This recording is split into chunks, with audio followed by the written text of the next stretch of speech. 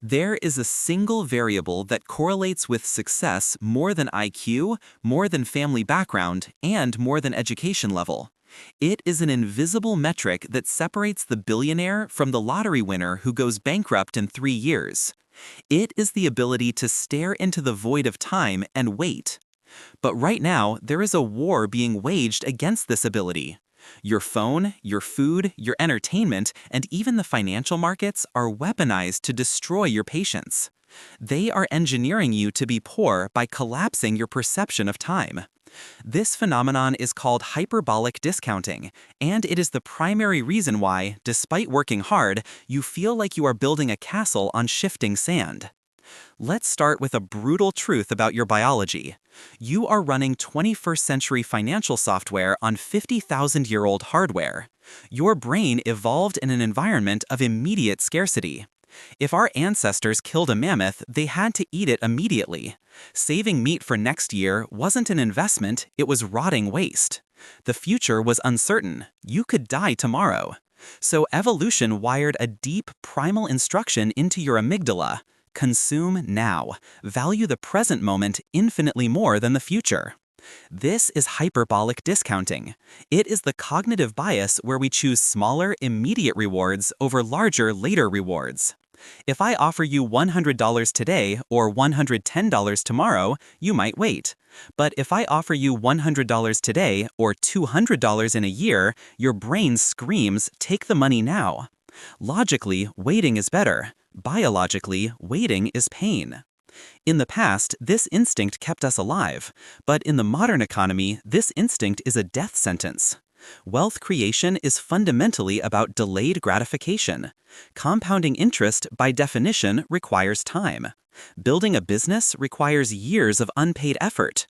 Investing requires locking away liquidity. Every single mechanism of wealth requires you to deny your evolutionary programming. The rich are those who have successfully suppressed the animal urge to consume today. The poor are those who have succumbed to it. But here is where the story gets darker. It's not just your biology fighting you, it is the entire economy. We live in the age of acceleration. Corporate algorithms have figured out how to monetize your hyperbolic discounting. Look at your phone. Social media feeds are infinite slot machines designed to give you microdoses of dopamine every 3 seconds. They shorten your attention span. When your attention span shrinks, your time horizon shrinks with it. You cannot plan for 10 years when you can't even focus for 10 minutes. This dopamine looping bleeds into your finances. Why do people gamble on meme coins instead of buying index funds? Because an index fund takes 20 years to make you rich, and your dopamine receptors are fried. They need the 100x return by Friday. The market knows this. It sells you volatility because volatility feels like action. It feels like hunting. But in reality, it is just a transfer of wealth from the impatient to the patient. Warren Buffett famously said, "The stock market is a device for transferring money from the impatient to the patient." He wasn't trying to be poetic, he was describing the mechanics of hyperbolic discounting. Consider the buy now, pay later schemes. They are the ultimate weaponization of this bias. They allow you to consume the reward instantly while pushing the pain into the abstract future. Your brain loves this. It gets the dopamine hit of the purchase without the pain of the payment. But mathematically, you are selling your future freedom for a momentary feeling.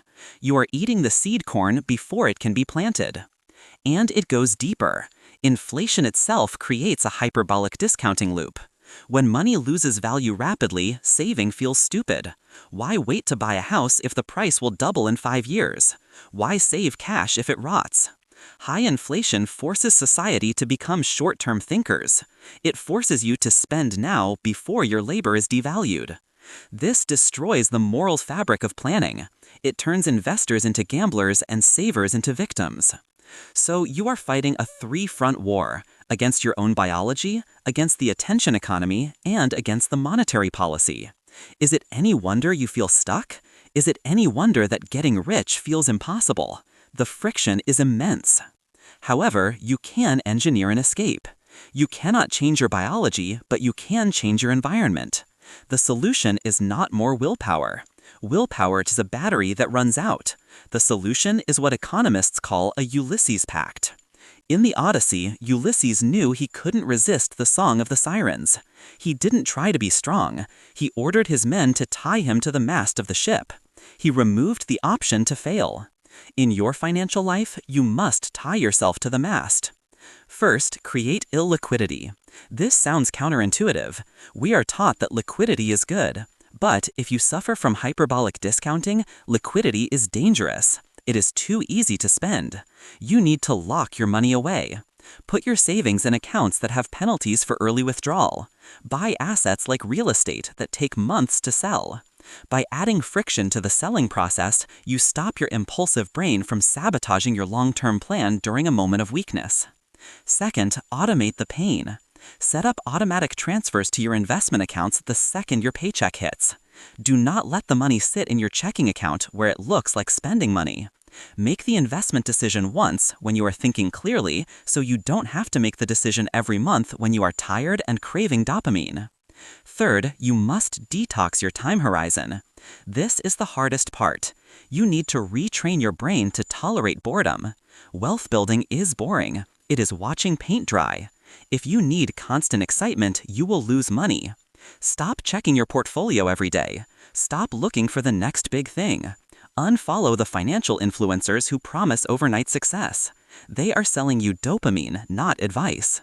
Replace them with history books. Study businesses that have survived for 100 years. When you elongate your perspective, the noise of the daily fluctuations fades away. The Marshmallow test proved this decades ago. Children who could wait 15 minutes for a second marshmallow ended up more successful in every metric of life than those who ate the first one immediately. But the modern world is trying to force-feed you the first marshmallow. It is screaming at you to eat it. It creates fear that the second marshmallow will never come. But the second marshmallow does come. It comes in the form of financial independence. It comes in the form of owning your time. It comes in the form of generational wealth. But the price of admission is the ability to suffer the gap between the action and the result, the gap between the investment and the return. Most people cannot handle the gap. They will sell at the bottom because they feel pain. They will buy at the top because they feel FOMO. They are leaves blowing in the wind of their own emotions. Do not be a leaf. Be a rock.